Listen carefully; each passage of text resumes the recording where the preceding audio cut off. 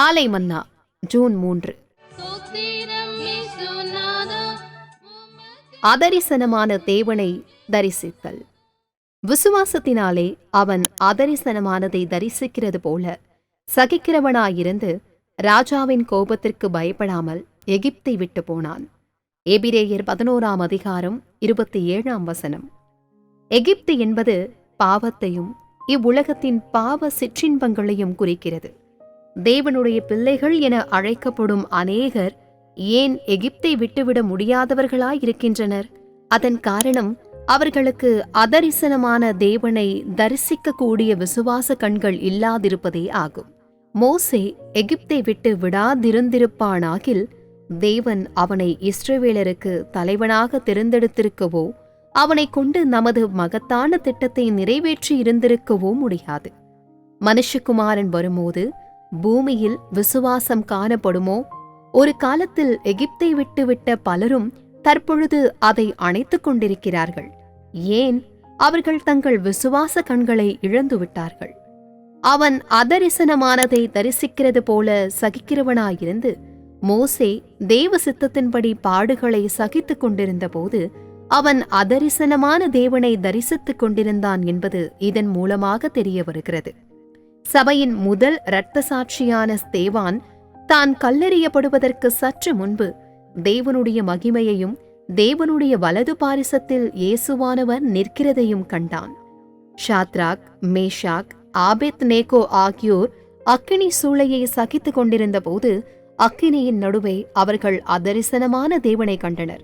அம்மூன்று தேவதாசகர்களும் எரிகிற அக்கினி சூளைக்குள் இருந்தபோது ராஜாவாகிய நேபுகாத்நேச்சார் அதரிசனமான தேவனை கண்டது போல நீயும் கர்த்தராகிய இயேசு கிறிஸ்துவின் நல்ல போர் சேவகனாக தீங்கனுபவிக்கும் வேளையில் உன்னிலும் கூட மற்றவர்கள் அதரிசனமான தேவனை காண்பார்கள். எனவே நாமும் தேவனுடைய சித்தத்தின்படி சந்தோஷமாக பாடு அனுபவிப்போமாக. ஏனெனில் அப்பாடுகள் அதரிசனமான தேவனை தரிசிக்கும்படி இவ்வுலகில் நமக்கு கிடைக்கக்கூடிய அரிய வாய்ப்புகளாகும். கர்த்தருக்கு ஸ்தோத்திரம். Morning Manna, June 3rd, 2026.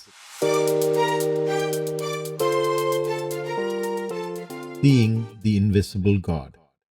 By faith he, Moses, forsook Egypt, not fearing the wrath of the king, for he endured as seeing him who is invisible.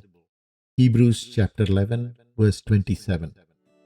Egypt stands for sin and the sinful pleasures of this world.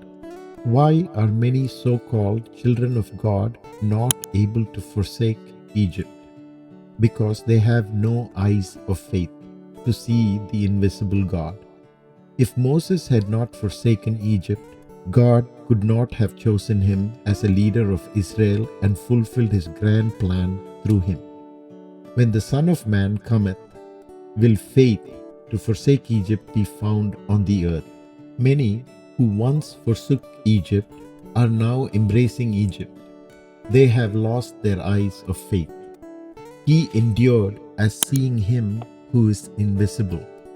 This implies that while Moses was enduring sufferings according to the will of God, he was beholding the invisible God.